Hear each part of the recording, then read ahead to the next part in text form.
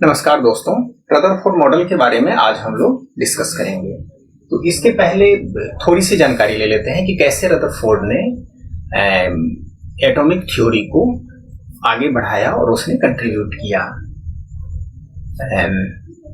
शुरू में उन्होंने रदरफोर्ड मॉडल जो है उसके जो डिफेक्ट्स हैं वो नील्स बोर मॉडल में दूर करने की कोशिश किया। उन्होंने नील्स बोर मॉडल में दूर करने की कोशिश किया। तो हुआ ऐसा कि प्लैंक्स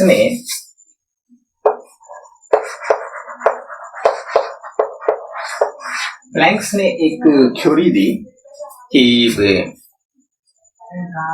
हॉट बॉडी से एनर्जी का जो एमिशन होता है वह डिसकंटिन्यूअसली होता है। मीन्स कि कंटिन्यूअसली एनर्जी का एमिशन नहीं होता है। एनर्जी का एमिशन कंटिन्यूअसली नहीं होता है बल्कि डिसकंटिन्यूअसली होता है। डिसकंटिन्यूअसली का मतलब होता है कि स्मॉल पैकेट्स ऑफ एनर्जी के फॉर्म में किसी भी हॉट बॉडी से एनर्जी का एमिशन होता है। तो इसका मतलब है कि कोई भी हॉट बॉडी जो हायर एक्साइटेड एनर्जी में जाएगा तो वह शुरू में ग्राउंड स्टेट में था। ग्राउंड स्टेट को हमने क्या किया, हीट किया या बाय रेडिएशन उसे एनर्जी दिया उसमें। तो उसमें क्या आया कि उसके जो एटम्स हैं, उसके जो कंपोनेंट्स हैं जिससे वो बना हुआ है, मॉलिक्यूल्स हैं, वो हायर एनर्जी स्टेट में चले गए। अगेन जब वो रिटर्न बैक आएंगे ग्राउंड स्टेट में तो एनर्जी का वो एमिशन करेंगे। तो एनर्जी का जो एमिशन होगा वह एनर्जी का एमिशन या रेडिएशन का जो एमिशन करेंगे तो उसमें क्या होगा कि वो स्मॉल पैकेट्स ऑफ एनर्जी के फॉर्म में होगा, वो रेगुलरली नहीं होगा। रेगुलर कंटिन्यूअसली एनर्जी का वह एमिशन नहीं करेगा। इसका मतलब है कि एब्जॉर्प्शन भी जो हुआ होगा वह डिसकंटिन्यूअसली हुआ होगा, न कि कंटिन्यूअसली हुआ होगा। तो डिसकंटिन्यूअसली जब होता है एनर्जी का एमिशन एंड एब्जॉर्प्शन डिसकंटिन्यूअसली होता है, स्मॉल पैकेट्स ऑफ एनर्जी होता है, उस स्मॉल पैकेट्स ऑफ एनर्जी को क्वांटा कहा गया। In the case of light energy, light जो विजिबल जो लाइट है हम लोग जिसको देख पाते हैं, जो इलेक्ट्रोमैग्नेटिक रेडिएशन का एक फ्रैक्शन है या जो विजिबल लाइट को हम लोग देखते हैं, उस केस में स्मॉल पैकेट्स ऑफ एनर्जी को फोटोन कहा जाता है। तो क्या है कि रदरफोर्ड मॉडल के समय में ये क्वांटम थ्योरी नहीं थी। तो उन्होंने जो दिया रदरफोर्ड मॉडल जो आया है उसमें कुछ कमियां थी। उस कमी को दूर करने के लिए using early quantum theory Niels Bohr ने पोस्टुलेट्स दिए, एजम्पशंस दिया उन्होंने। तो एजम्पशंस को जानने से पहले हम लोग ये डिस्कस करें बैकग्राउंड कि प्रॉब्लम क्या थी और क्यों नील्स बोर मॉडल ने एक नई मॉडल को दिया। प्रॉब्लम ये थी कि इलेक्ट्रोमैग्नेटिक थ्योरी ऑफ मैक्सवेल जो है वो ये कहता है कि जब कोई चार्ज पार्टिकल सर्कुलर मोशन में होगा तो इट एमिट्स रेडिएशन। ये रेडिएशन एनर्जी को एमिट करेगा ड्यूरिंग सर्कुलर मोशन।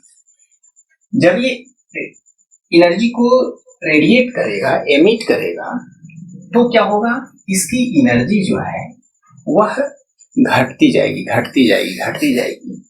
जब वो घटती जाएगी तो क्या होगा, इलेक्ट्रॉन जो है वो टुवार्ड्स द न्यूक्लियस वो जाता जाएगा। और सिचुएशन ये आएगी कि ये न्यूक्लियस है और इलेक्ट्रॉन यहां पर है। तो अगर ये नीचे की ओर जाएगा तो ये सिचुएशन यहाँ, और ये न्यूक्लियस की ओर आ जाएगा और ये एटम जो है वो कोलैप्स हो जाएगा।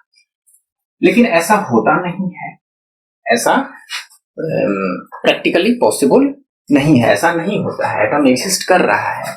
इसका मतलब है कि इलेक्ट्रॉन जो है वो किसी फिक्स्ड ऑर्बिट में अवेलेबल नहीं है एज पर रदरफोर्ड मॉडल। तो फिक्स्ड ऑर्बिट में नहीं है, उसकी एनर्जी जो है वो घटती जाएगी, क्योंकि एक्सेलरेशन हो रहा है यहाँ पर और एनर्जी घट रही है as per electromagnetic theory of Maxwell. तो इससे क्या होगा कि ये एटम की एग्जिस्टेंस जो है वो खत्म हो जाएगी। अब क्या है कि जब ये एटम ही नहीं रहेगा तो संभव ही नहीं है कोई भी चीज। तो इसलिए ये इन चीजों को एक ये ड्रॉबैक था जिसको दूर करने के लिए नील्स बोर ने दिया। आगे हम डिस्कस करेंगे कैसे उन्होंने इस प्रॉब्लम को दूर किया। अब स्टेबिलिटी ऑफ एटम, यही बात हुई कि एटम जो है वो स्टेबल नहीं होगा और क्या होगा कि एटम जो है वो कोलैप्स हो जाएगा।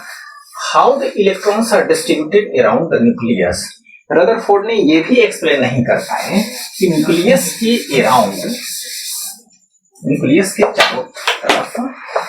के चारों तरफ इलेक्ट्रॉन का जो अरेंजमेंट होता है, डिस्ट्रीब्यूशन होता है, वो उन्होंने एक्सप्लेन नहीं कर पाए। एटम के चारों तरफ जो इलेक्ट्रॉन होती है वो जो डिस्ट्रीब्यूटेड होता है उसको उन्होंने एक्सप्लेन नहीं कर पाया, और उस इलेक्ट्रॉन की एनर्जी कितनी है ये भी वो नहीं बता पाए, एक्सप्लेनेशन इसकी भी नहीं हुआ है। उसके बाद क्या है कि हाइड्रोजन स्पेक्ट्रम जो है, हाइड्रोजन स्पेक्ट्रम होता क्या है कि इलेक्ट्रॉन जो है वो न्यूक्लियस के चारों ओर सर्कुलर पाथ पर रिवॉल्व करते रहता है अराउंड द न्यूक्लियस रिवॉल्व करते रहता है। तो जो ही एक्सेलरेशन है तो इसमें एनर्जी जो है, एनर्जी का जो एमिशन हो रहा है यहाँ पर वो कंटिन्यूअसली हो रहा है। एनर्जी का एमिशन जो है वो कंटिन्यूअसली हो रहा है। जब एनर्जी का एमिशन कंटिन्यूअसली होगा तो इससे जो एमिशन स्पेक्ट्रा बनेगा, वह एमिशन स्पेक्ट्रा भी कंटिन्यूअसली होना चाहिए। एमिशन स्पेक्ट्रा जो इससे जो मिलेगा वह कंटिन्यूअसली होना चाहिए, मतलब ये एकदम कंटिन्यूअस होगा, जबकि ऐसा नहीं होता है प्रैक्टिकली कैसा है कि हाइड्रोजन स्पेक्ट्रम जो मिला वो लाइन स्पेक्ट्रम के फॉर्म। तो ये लाइन स्पेक्ट्रम क्यों आया इसका एक्सप्लेनेशन उन्होंने नहीं कर पाया इससे। अब नील्स बोर ने क्या किया कि यूज किया प्लैंक्स क्वांटम थ्योरी को, अर्ली क्वांटम थ्योरी को उन्होंने यूज किया। होता क्या है कि wave nature of electromagnetic radiation है, एक wave theory of electromagnetic radiation है, wave theory of electromagnetic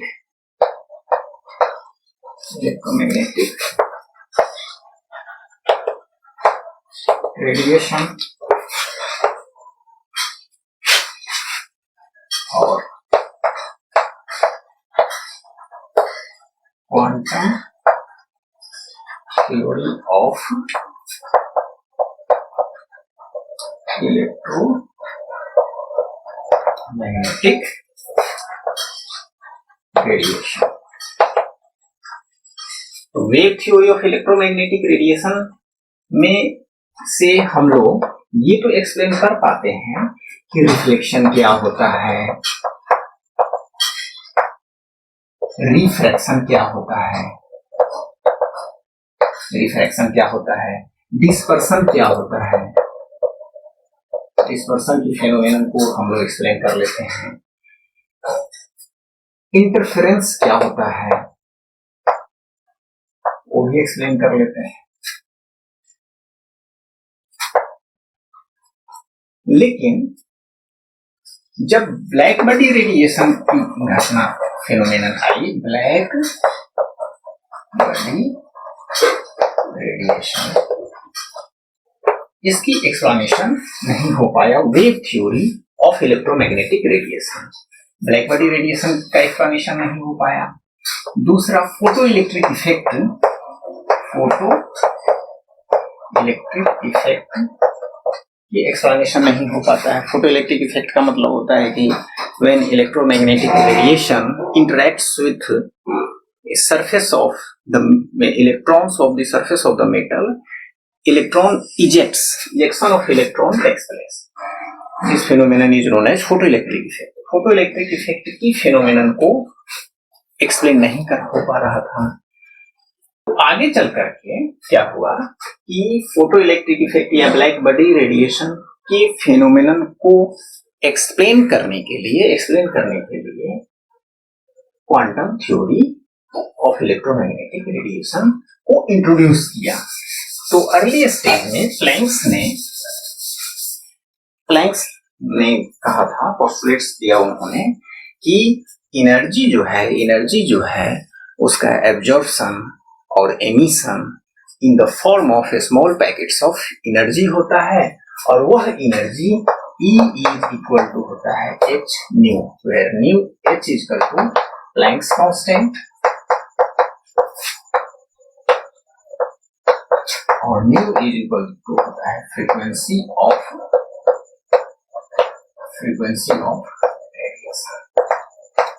radiation means energy nu जो है। एक बात और उन्होंने कहा कि ये एनर्जी एच न्यू जो है वह बढ़ेगा या घटेगा।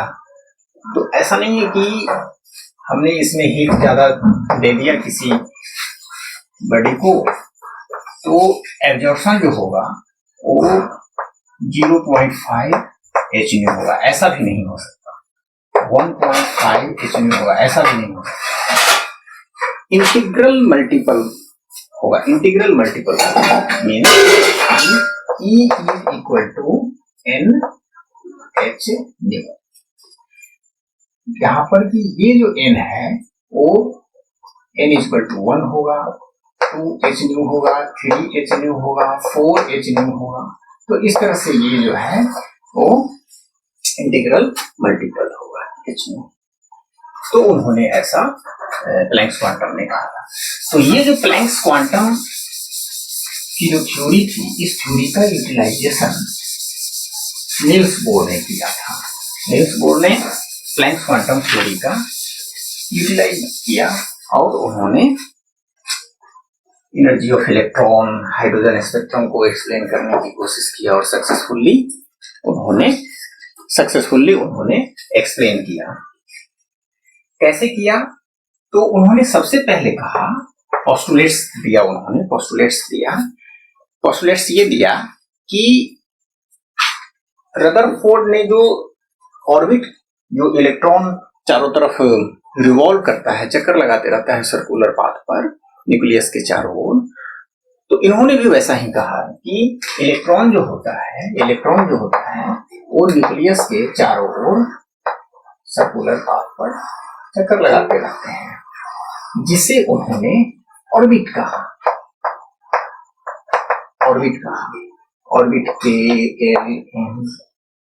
इस तरह से एक और लेंगे एन, ऑर्बिट कहा उन्होंने 1, 2, 3, 4, इस तरह से उन्होंने इसे ऑर्बिट कहा। ये जो ऑर्बिट होता है ये नॉन रेडिएंट होता है, ये ऑर्बिट नॉन रेडिएंट होता है।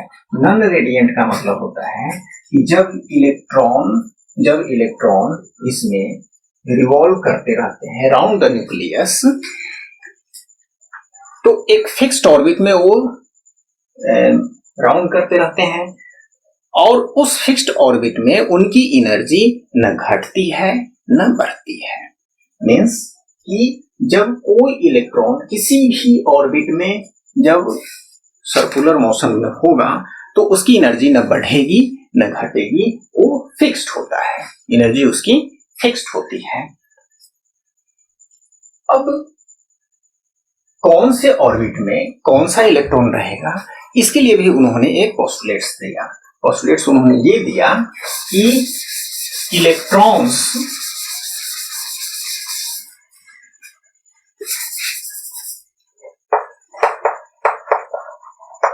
electrons are permitted in fixed orbit. Fixed orbit, इस ऑर्बिट को उन्होंने स्टेशनरी स्टेट भी कहा था, स्टेशनरी स्टेट भी कहा। तो ये जो फिक्स्ड ऑर्बिट होता है, फिक्स्ड ऑर्बिट होता है, क्योंकि इसकी एनर्जी फिक्स होती है, तो इस फिक्स एनर्जी स्टेट में वही इलेक्ट्रॉन रहेगा, परमिटेड होगा। Electrons are permitted in a fixed orbit in which angular momentum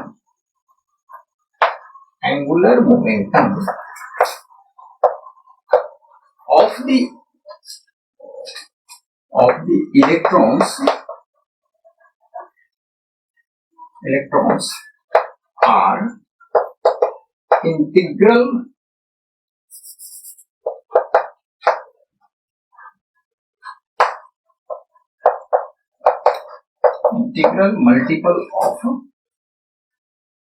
multiple of h upon twice pi. Electrons are permitted in fixed orbit, electron जो होता है वो फिक्स्ड ऑर्बिट में permitted होता है। Electrons are permitted in a fixed orbit in which angular momentum of the electrons are integral multiple of h upon twice pi. Angular momentum अगर L है means कि अगर मास ऑफ इलेक्ट्रॉन अगर m है, उसकी वेलोसिटी जो है वो u है, और जो फिक्स्ड रेडियस है, फिक्स्ड ऑर्बिट है, उसका रेडियस जो है अगर r है, तो इसकी MUR is equal to h upon twice pi, और वो NH upon twice pi, where n is equal to 1 2 3 4 ये होगा। और n जो है ये ऑर्बिट नंबर को बताता है, कौन से ऑर्बिट का नंबर है, k है, l है, m है, n है, पहली ऑर्बिट है, दूसरी है, तीसरी है, चौथी है, वो बता रहा है। इसे हम प्रिंसिपल क्वांटम नंबर भी कहा जाता है। ये आगे चल के हम लोग डिस्कस करेंगे प्रिंसिपल क्वांटम नंबर क्या होता है, चल करके डिस्कस करेंगे। किसी भी इलेक्ट्रॉन के बारे में पूरी जानकारी लेना हो तो क्वांटम नंबर से हम पता कर लेते हैं कि इलेक्ट्रॉन किस स्टेज में है, कैसे है, उसकी सारी जानकारी हम क्वांटम नंबर से लेते हैं, जो आगे डिस्कस करेंगे। तो ये प्रिंसिपल क्वांटम नंबर है, प्रिंसिपल क्वांटम नंबर है। तो electrons are permitted in the orbit in which angular momentum of the electrons are integral multiple of h upon twice pi, where h is equal to Planck's constant। ये Planck's constant है h, जो Planck's quantum theory है।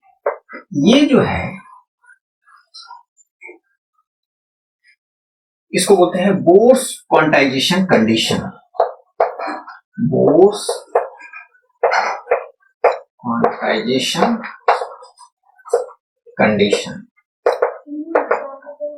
Bourse quantization condition कहते हैं इसको। जो सबसे important point यही है बोर्स थ्योरी का। तो पहली पॉइंट है इनका, पहला पोस्टुलेट्स है कि इलेक्ट्रॉन जो होता है वो न्यूक्लियस के चारों ओर चक्कर लगाते रहता है, रिवॉल्व्स राउंड द न्यूक्लियस, और न्यूक्लियस जो होता है वो पॉजिटिवली चार्ज्ड होता है और इंटायर मास के लिए रिस्पॉन्सिबल होता है। ये पहली पॉइंट है। दूसरा कि electron revolves round the nucleus in a certain permitted orbit of definite radius. उनकी एनर्जी जो होती है वो किसी भी ऑर्बिट में न बढ़ता है न घटता है, ये उन्होंने कहा था। अगला है कि electrons are permitted in orbit for which angular momentum of the electron, उसी ऑर्बिट में कोई इलेक्ट्रॉन चक्कर लगाएगा सर्कुलर पाथ पर, जिसका एंगुलर मोमेंटम जो होगा, एंगुलर मोमेंटम ऑफ इलेक्ट्रॉन जो होगा वो NH h upon twice pi, integral multiple of h upon twice pi होगा। n is equal to orbit number है यहाँ पर जो कि प्रिंसिपल क्वांटम नंबर को बताता है। अब नील्स बोर के अकॉर्डिंग किसी भी ऑर्बिट में अगर इलेक्ट्रॉन चक्कर लगा रहा है सर्कुलर पाथ पर, तो क्या होगा, न एनर्जी घटती है न बढ़ती है, लेकिन जब यही इलेक्ट्रॉन यहां से किसी दूसरे ऑर्बिट में जाएगा, मतलब पहले ऑर्बिट से दूसरे ऑर्बिट में अगर मान लेते हैं, कब गया, तो इसे हम रेडिएशन के थ्रू या हीट के थ्रू हमने एनर्जी दिया। एनर्जी या तो इलेक्ट्रॉन की एनर्जी बढ़ जाएगी, तो इलेक्ट्रॉन की एनर्जी जब बढ़ेगी तो क्या होगा, ये जंप करेगा, इसकी एनर्जी जो ही बढ़ेगा, क्योंकि यहाँ पर एनर्जी इसकी कुछ है, जो ही बढ़ेगी तो ये किसी दूसरे ऑर्बिट में जाना चाहेगा, तो जो ही दूसरे ऑर्बिट में जाएगा तो एनर्जी का एब्जॉर्प्शन होगा। तो यहाँ पर क्या हुआ, एब्जॉर्प्शन ऑफ एनर्जी होगा। यहां पर क्वांटम थ्योरी का इन्होंने एप्लीकेशन किया कि एनर्जी का जो एब्जॉर्प्शन होगा वो डिसकंटिन्यूअसली होगा। क्लासिकल मैकेनिक्स के थ्रू क्या था कि कंटिन्यूअसली इलेक्ट्रॉन जो है वो एनर्जी को एब्जॉर्ब करेगा। जब ये एक ऑर्बिट से किसी फिक्स्ड ऑर्बिट से, किसी फिक्स्ड परमिटेड ऑर्बिट से किसी दूसरे ऑर्बिट में जब जाएगा तो एनर्जी का जो एब्जॉर्प्शन होगा वो कंटिन्यूअसली होगा according to classical theory. But quantum theory के बेसिस पे, प्लैंक्स क्वांटम थ्योरी के बेसिस पे, जो बड़ी प्लैंक्स क्वांटम थ्योरी जो दिए, उसके अकॉर्डिंग एब्जॉर्प्शन ऑफ एनर्जी जो हो रहा होगा यहाँ पर बाय इलेक्ट्रॉन, वो स्मॉल पैकेट्स ऑफ एनर्जी के फॉर्म में हुआ होगा। ये क्लियर होना चाहिए, तभी ये समझ में आएगा। स्मॉल पैकेट्स ऑफ एनर्जी के फॉर्म में होगा। जब ये इलेक्ट्रॉन हायर एनर्जी स्टेट में है और कुछ समय बाद ये ग्राउंड स्टेट में फिर आना चाहेगा, एनर्जी हायर एनर्जी स्टेट से ग्राउंड स्टेट एनर्जी में आना चाहेगा, तो उस समय एनर्जी का एमिशन होगा। यहाँ पर एनर्जी का एमिशन होगा और यहाँ पर क्या हुआ है, एब्जॉर्प्शन हुआ है। एनर्जी का एमिशन जो हो रहा है, तो क्लासिकल थ्योरी के बेसिस पे एनर्जी का जो एमिशन होगा वो कंटिन्यूअसली होगा, लेकिन क्लासिकल थ्योरी के बेसिस पे क्या होगा, क्लासिकल फिजिक्स जो है, क्लासिकल मैकेनिक्स, इसके बेसिस पे कंटिन्यूअसली होगा, लेकिन क्वांटम थ्योरी के बेसिस पे क्या होगा, डिसकंटिन्यूअसली होगा। टुकड़ों में होगा, जो कि ये एच न्यू है। इसकी एनर्जी अगर ज्यादा होगी तो इसका इंटीग्रल मल्टीपल होगा, मतलब 2h न्यू होगा, न कि 1.5 होगा। अगले की ज्यादा अगर होगी तो 3h न्यू होगा, इससे ज्यादा होगा तो 4h न्यू होगा, लेकिन ये डिसकंटिन्यूअसली होगा क्वांटम थ्योरी के बेसिस पे।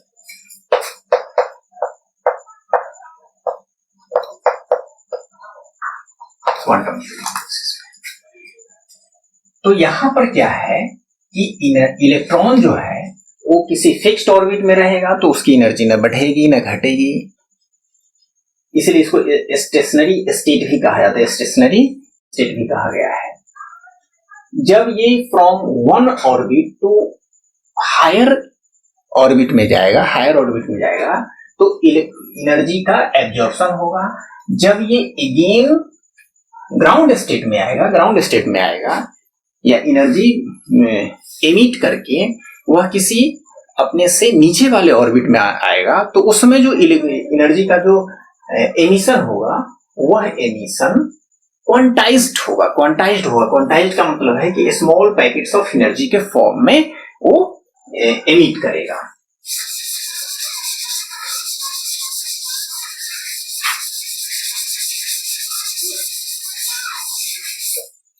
जब lower energy state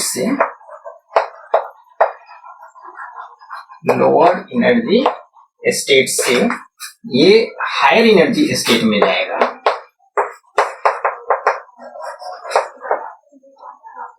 higher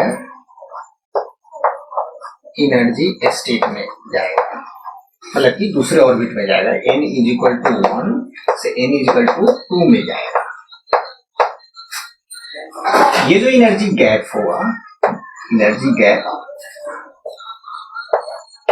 V = h nu, where nu is the frequency of radiation, h is Planck's constant।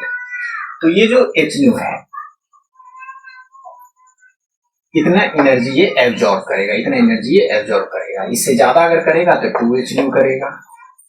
अगर ये 5 जूल अगर एनर्जी लिया तो अगर ज्यादा करेगा तो 10 जूल होगा। ये नहीं कि 5.3 हो जाएगा, 5.4 हो जाएगा, ऐसा नहीं होगा।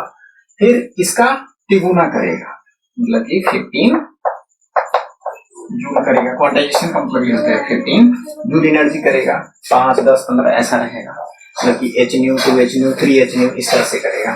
ये जो एनर्जी गैप होगा, सो अगेन अगर ये हायर एनर्जी स्टेट से लोअर एनर्जी स्टेट में जाएगा तो उसका भी डेल ई जो होगा वो h nu होगा, और ये स्मॉल पैकेट्स ऑफ एनर्जी के फॉर्म में होगा। That small packets of energy is known as quanta. In case of light it is called photon। That photon is, and how much amount of energy is associated with quanta? H nu energy is associated with the quanta। तो ये हम लोग Niels Bohr model के बारे में पढ़ रहे थे। अब अगर हम स्पेक्ट्रम की डिफिनीशन को समझने की कोशिश करते हैं, स्पेक्ट्रम क्या होता है? स्पेक्ट्रम क्या होता है कि wave theory of electromagnetic radiation के बेसिस पे डिस्पर्सन जो होता है उसका तो एक्सप्लेनेशन हो जाता है, लेकिन wave theory of electromagnetic radiation जो है उसमें एनर्जी का एमिशन या एब्जॉर्प्शन जो होता है वो कंटिन्यूअसली होता है। तो स्पेक्ट्रम कब बनता है? तो क्या होता है कि प्रिज्म से एक एग्जांपल लेते हैं, electromagnetic radiation, that is visible light जो है, visible light it is a fraction of electromagnetic radiation. छोटा सा पोर्शन है इलेक्ट्रोमैग्नेटिक रेडिएशन का, ये पोर्शन है, फ्रैक्शन है उसका, है तो और भी कुछ, लेकिन उसमें से हम एक विजिबल लाइट को ले लेते हैं, that is known as white light.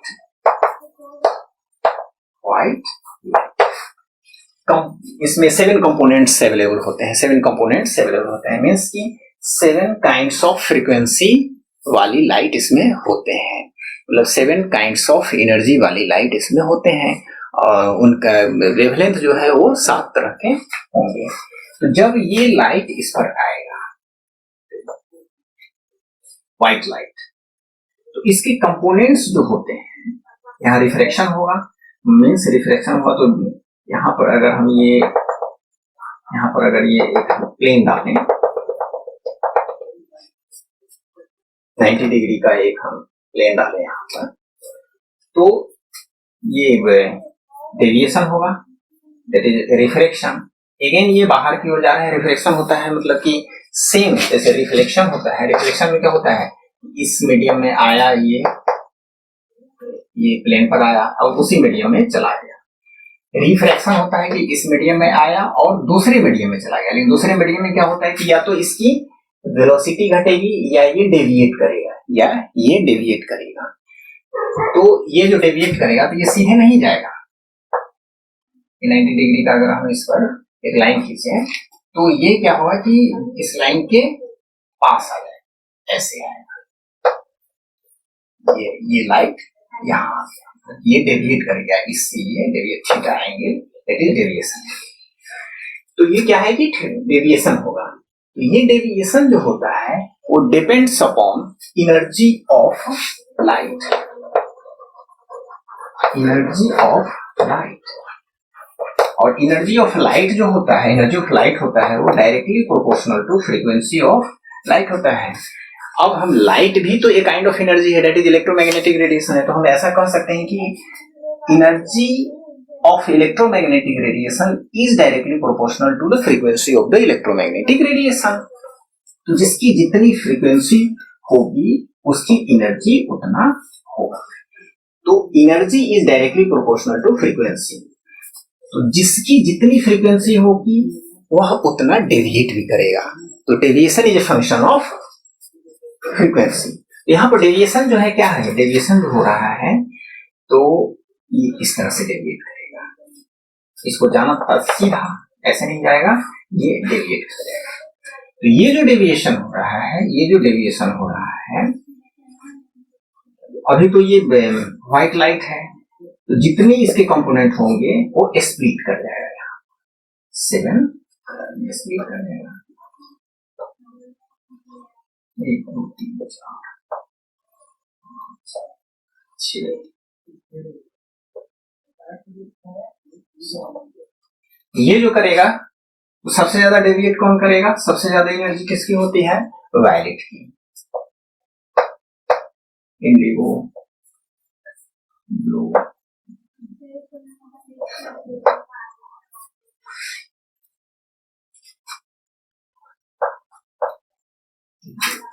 तो वायलेट की फ्रीक्वेंसी सबसे ज्यादा होती है और रेड की फ्रीक्वेंसी सबसे कम होती है। तो इसका डेविएशन जो है वो सबसे कम हुआ है, इसका डेविएशन सबसे कम हुआ है। और यहां से लेंगे तो डेविएशन इसका सबसे ज्यादा वायलेट की हुआ है। जाना था सीधे इसको, ये लाइन ऐसे सीधे जाना था, इसको ऐसे नहीं गया, ये डिलीट हो गया है। तो the pattern obtained after splitting of white light after passing through prism, it splits into 7 different frequencies, is called dispersion, and the pattern obtained in the increasing order of wavelength, increasing order of wavelength। यहाँ पर क्या है कि wavelength जो है वो बढ़ रहा है, रेड की वेवलेंथ सबसे ज्यादा होता है, तो इंक्रीजिंग ऑर्डर ऑफ वेवलेंथ और डिक्रीजिंग ऑर्डर ऑफ फ्रीक्वेंसी। ये जो पैटर्न जो हमें जो मिलेगा जब हम इसको रिकॉर्ड करेंगे, इसे हम रिकॉर्ड करेंगे जब हम फोटो इलेक्ट्रिक फोटोग्राफिक प्लेट पर, तो हमें जो मिलेगा वो सबसे पहले वायलेट का मिलेगा, उसके बाद इंडिगो मिलेगा, ब्लू, येलो होगा और ये रेड होगा, ऑरेंज होगा और ये रेड। ये जो पैटर्न मिलेगा, the pattern obtained after dispersion. Dispersion means splitting of white light into 7 components, 7 different components. तो ये जो पैटर्न मिला है, that pattern is known as spectrum. इसी को स्पेक्ट्रम, इसी पैटर्न को स्पेक्ट्रम। तो ये जो स्पेक्ट्रम है, यहाँ क्या है कि व्हाइट लाइट का जो ये स्पेक्ट्रम मिलेगा, ये कंटिन्यूअस स्पेक्ट्रम मिलेगा।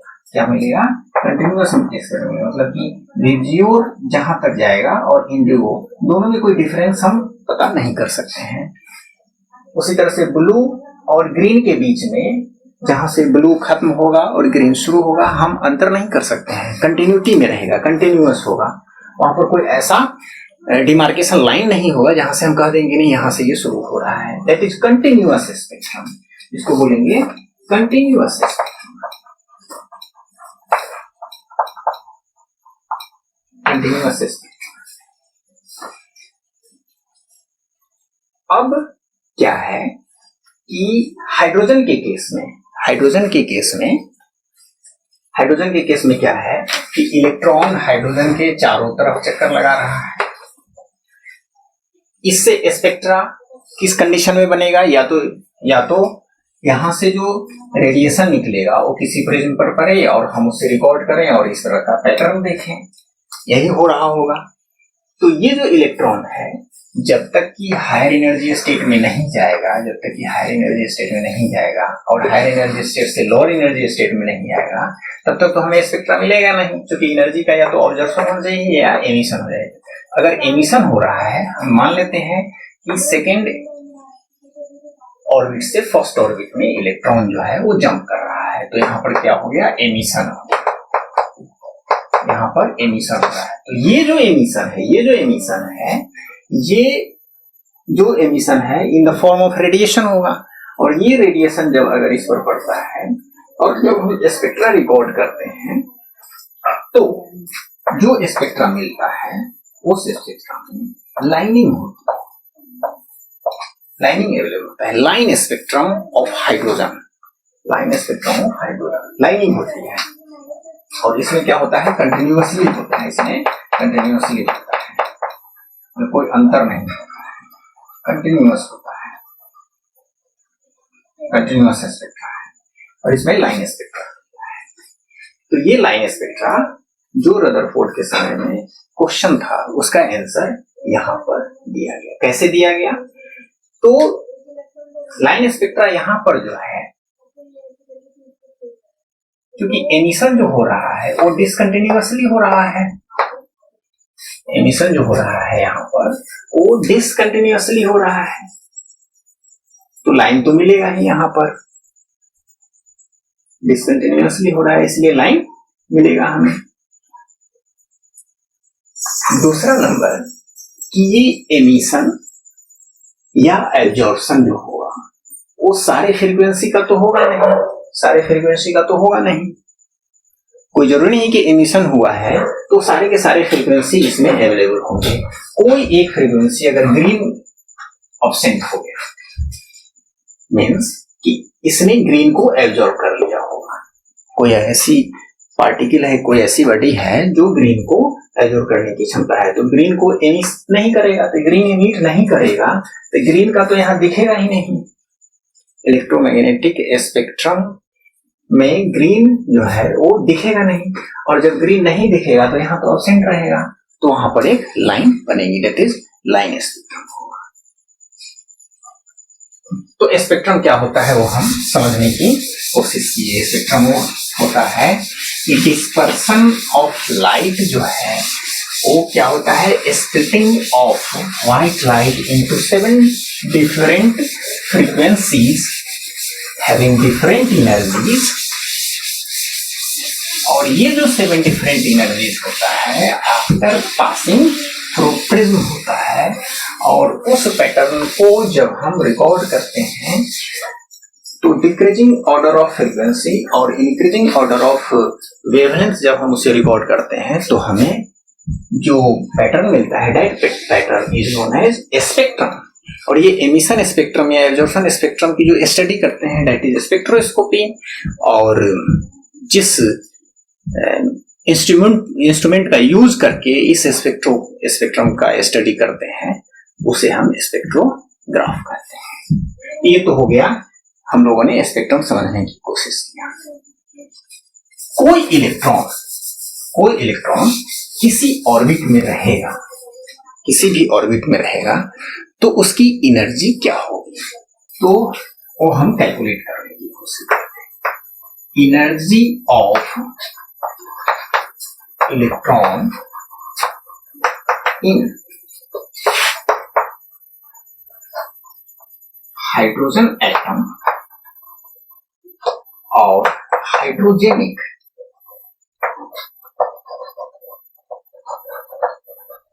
हाइड्रोजेनिक का मतलब होता है hydrogen like atom, hydrogen like atom. Hydrogen like atom का मतलब हुआ जैसे कि हाइड्रोजन में कितने इलेक्ट्रॉन हैं, एक इलेक्ट्रॉन है, हीलियम He+, इसमें कितने इलेक्ट्रॉन हैं, एक इलेक्ट्रॉन है,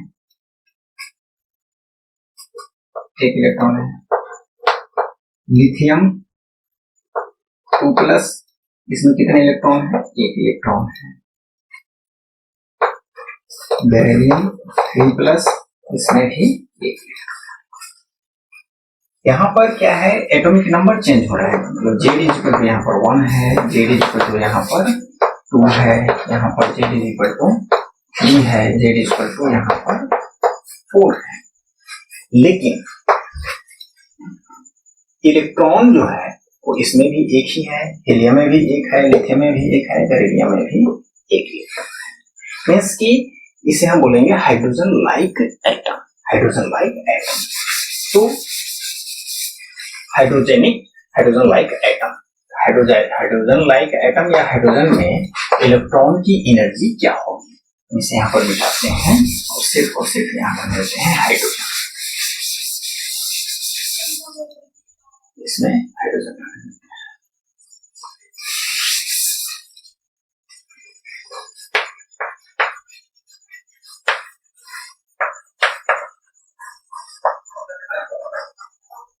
एनर्जी ऑफ हाइड्रोजन,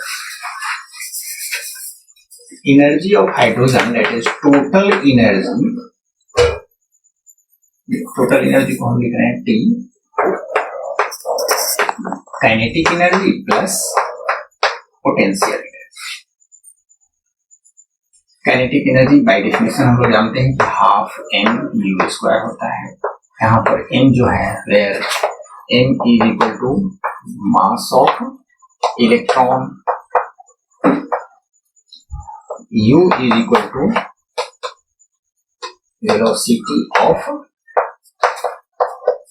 इलेक्ट्रॉन। ये जो वेलोसिटी ऑफ इलेक्ट्रॉन है ये लीनियर वेलोसिटी है, लीनियर वेलोसिटी है। लीनियर वेलोसिटी का मतलब होता है ये सर्कुलर मोशन में है, तो सर्कुलर मोशन में है तो angular velocity that is omega बोलते हैं। ये एंगुलर वेलोसिटी नहीं है, ये लीनियर वेलोसिटी है। अगर इलेक्ट्रॉन इस जगह पर है, इसका टेंजेंट बोलते हैं, अगर इस जगह पर है तो ये, अगर यहाँ पर अट्रैक्शन फोर्स न लगे, इस पर इलेक्ट्रॉन और न्यूक्लियस के बीच किसी प्रकार का कोई फोर्स न हो, एट्रैक्टिव फोर्स, तो ये फ्री हो जाएगा, ये इलेक्ट्रॉन तो ये फ्री हो जाएगा। तो क्योंकि ये सर्कुलर मोशन में था तो इस डायरेक्शन में चला जाएगा। अगर इस पोजीशन पर होगा और इसी पोजीशन पर, इस दोनों के बीच में अगर एट्रैक्टिव फोर्स ना लगे तो ये इस डायरेक्शन में चला जाएगा। तो ये कितने वेलोसिटी से जाएगा? तो u वेलोसिटी से जाएगा। ये इधर कितने वेलोसिटी से जाएगा? तो u वेलोसिटी से जाएगा, that is linear velocity. Half m² plus EP potential energy. अब हम देखते हैं कि पोटेंशियल एनर्जी कैसे निकलेगा। पोटेंशियल एनर्जी है ZE² अपॉन R, ये पोटेंशियल एनर्जी ऑफ इलेक्ट्रॉन है। तो यहाँ पर हम लिखते हैं minus ZE² upon R potential energy. अब हमें काइनेटिक एनर्जी हाफ mu² चाहिए, तो हम निकालेंगे कि इलेक्ट्रॉन जो है वो किसी सर्कुलर पाथ पर न्यूक्लियस के चारों ओर रिवॉल्व कर रहा है, तो उसकी एनर्जी कितनी होगी उस इलेक्ट्रॉन की। तो काइनेटिक एनर्जी के लिए हमें चाहिए हाफ mu², तो mu² हमें चाहिए, ये हम निकालने की कोशिश कर रहे हैं।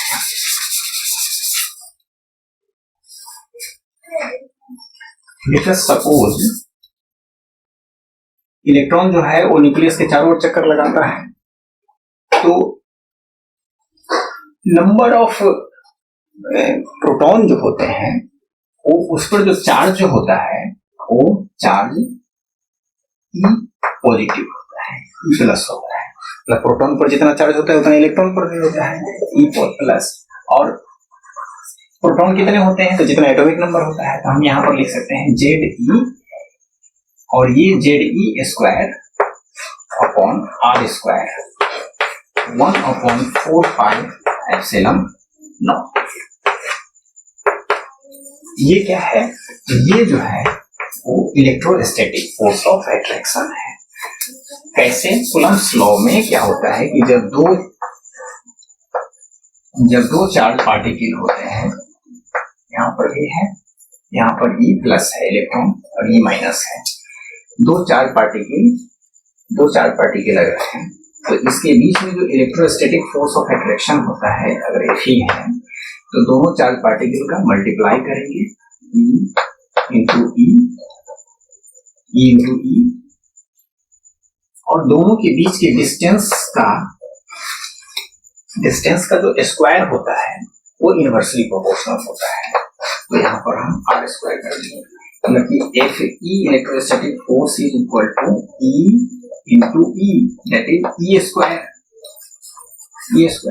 और F e is equal to indirectly proportional होता है 1 अपॉन आर स्क्वायर, और जब ये हम हटाते हैं तो F e is equal to हो जाएगा 1 अपॉन 4 पाई एप्सिलॉन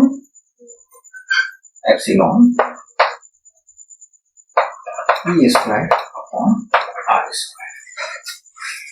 ये इलेक्ट्रोस्टैटिक फोर्स है।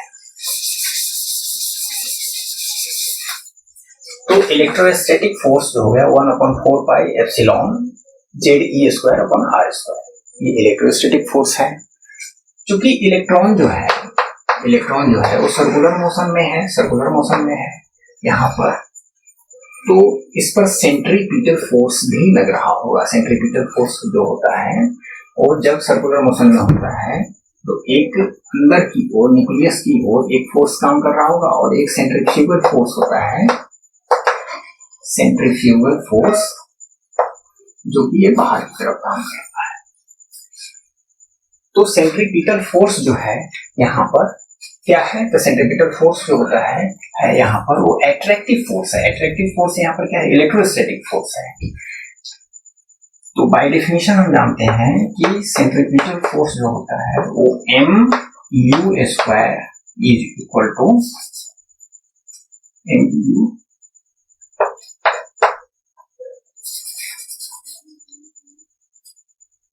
M u square upon r. Centripetal force mu square upon r होता है। अब जब ये सर्कुलर मोशन में है तो स्टेबल सर्कुलर मोशन के लिए क्या होगा, in the condition of stable circular motion Fc is equal to हो जाएगा Fe। तो यहां पर हम लोग क्या कर सकते हैं कि m u square upon r is equal to 1 upon 4 pi epsilon Z square upon r square. ये आर से ये आर कट गया, तो आया क्या, m u square is equal to 1 upon 4 pi epsilon Z e square upon r. ये एक equation है। ये जो इक्वेशन है इसे हम रहने देते हैं।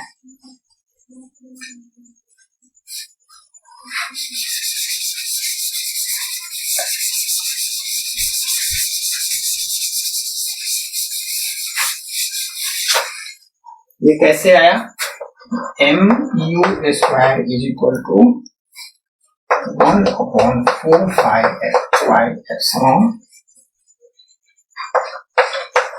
जेड स्क्वायर अपॉन आर, ये आया।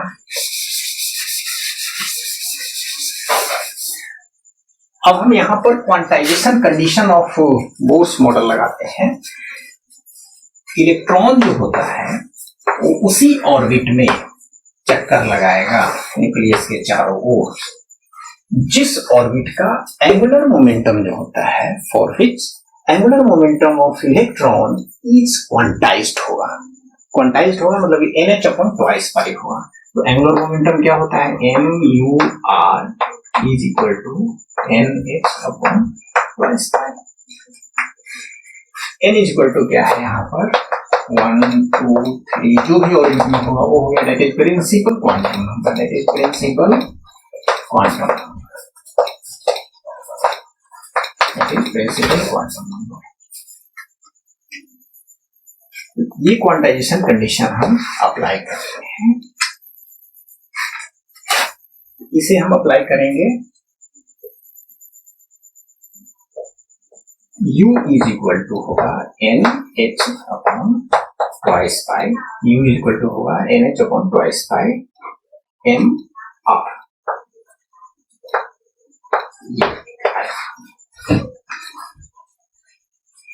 इस U के वैल्यू को हम इस इक्वेशन में पुट करेंगे, क्या निकलेगा, M U स्क्वायर है NH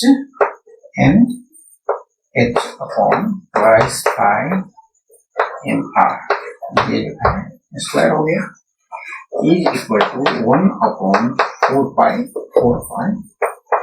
epsilon JD square upon R, ये मिला। M N square H square upon 4 pi square M square R square, 2 pi 4 pi square M square, ये स्क्वायर है M स्क्वायर R स्क्वायर, ये is equal to 1 upon 4 pi epsilon JD square upon R, ये R से ये square cut गया, इस square से ये M कट गया। अब क्या मिला हमें, N स्क्वायर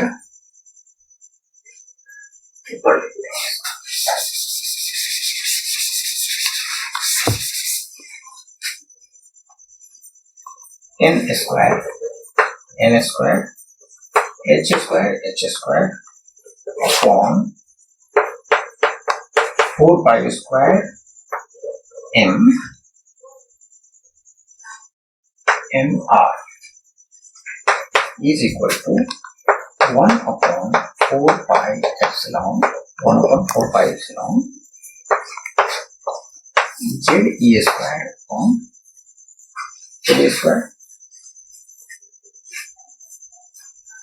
कितना मिला,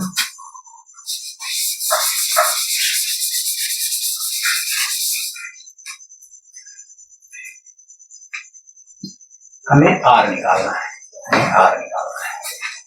तो इस R को निकालेंगे, चूंकि ये R निकालेंगे और यहाँ R की वैल्यू हम पूरा करना चाहते हैं, तो 4 pi square MR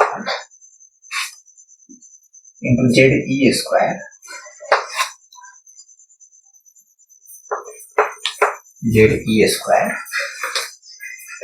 is equal to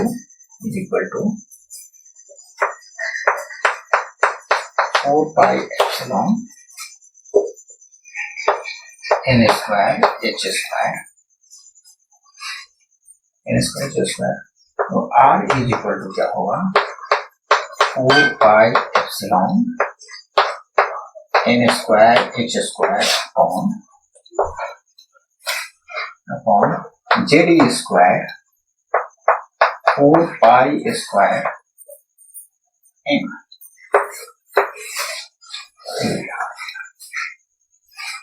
अब हमारे पास दो चीज आ गए, MU स्क्वायर ये भी आ गया और एक हमें R equal to,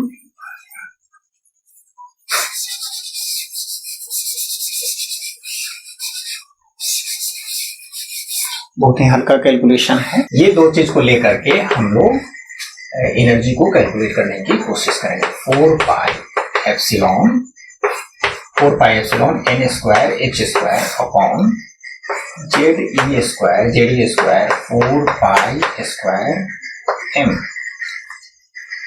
4 pi square M। अब हमने स्टार्टिंग में अगर याद होगा आप लोगों को, हमने लिखा था E total energy of electron in n orbit is equal to kinetic energy plus potential energy. तो काइनेटिक एनर्जी हमने लिखा था half MU square plus minus ZE square upon R 1 upon 4 pi epsilon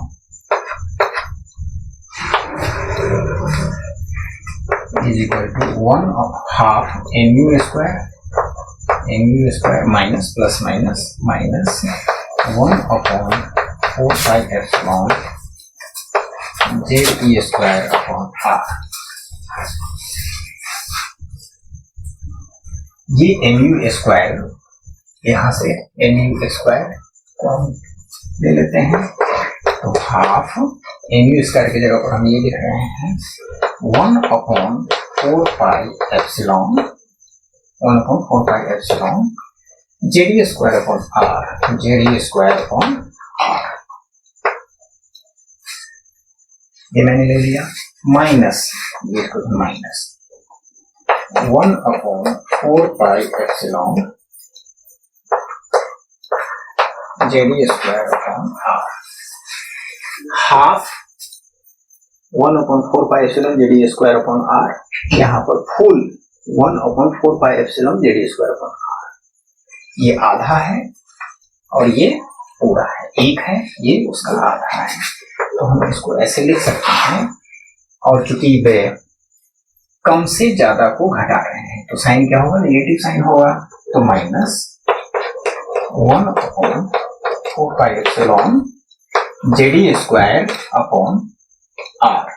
यहाँ पर हम 1/2 लिख सकते हैं, क्योंकि आधा में से एक को घटाएंगे, आधा में से एक को घटाएंगे तो आधा बचेगा, और साइन क्या होगा, नेगेटिव वाला होगा, तो नेगेटिव साइन हमने लिख दिया। और इस आधा को जब हम इसे अच्छे तरीके से लिखेंगे तो यहाँ पर 1/4 पाई epsilon ZE square upon 2R। ये R की वैल्यू जब हम इसमें पुट कर देंगे तो हमें एक इक्वेशन मिलेगा।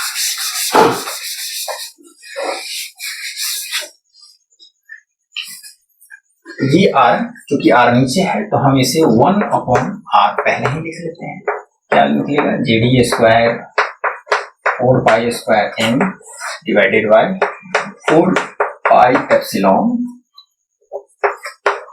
N square H square. इसको यहाँ पर हम वैल्यू को पुट करेंगे इस इक्वेशन में। जब हम इस इक्वेशन में पुट करेंगे तो क्या मिलेगा, 1/4 पाई एप्सिलॉन, ये माइनस का साइन है, ZE square upon 2 into 1/R की जगह हम ये लिख देते हैं ZE square 4 pi square M upon 4 pi epsilon N square H square. इसे मिटाते हैं, इसे हम मिटाते हैं 1/4 पाई एप्सिलॉन ZE स्क्वायर अपॉन 2 ये स्क्वायर। ये जो आ रहा है ये हमारा टोटल एनर्जी है, ये टोटल एनर्जी है, तो total energy is equal to negative, तो 1/4 पाई एप्सिलॉन, कितने 4 पाई एप्सिलॉन है नीचे में, 2 स्क्वायर हो गया, into Z square E square E4 square E to the power 4, ये क्या है, ये चार्ज ऑफ इलेक्ट्रॉन है, उसके बाद क्या है 4 पाई स्क्वायर हमने लिखा, M, ये M है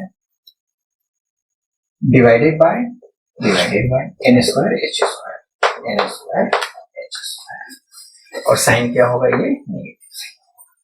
इसे और भी हम अच्छे तरीके से जब लिखेंगे तो इस तरह से लिखेंगे 1/4 pi epsilon square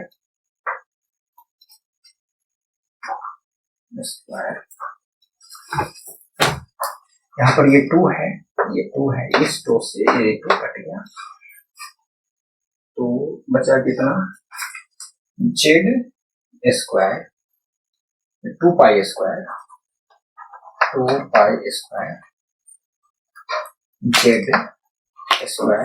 square M E4 divided by N square H square.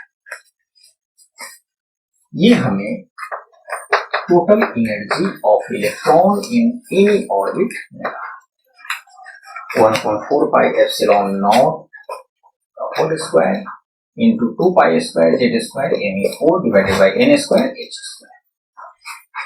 इसमें क्या होता है कि ये सारे के सारे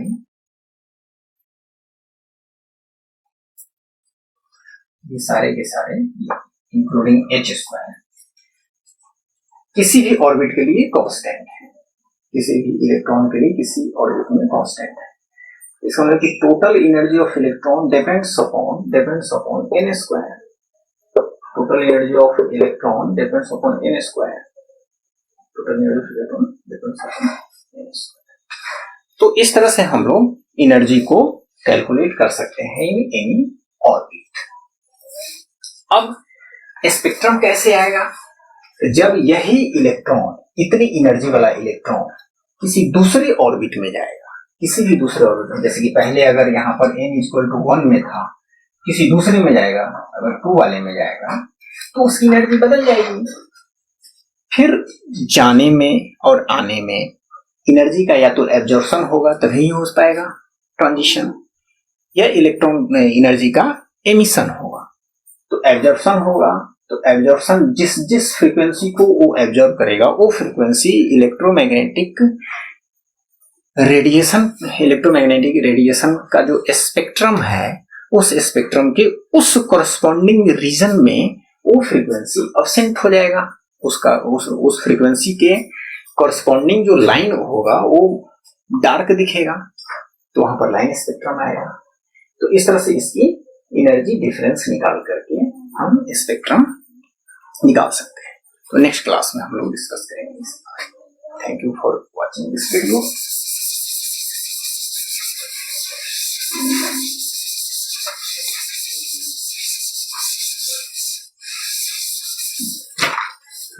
Keep the sound.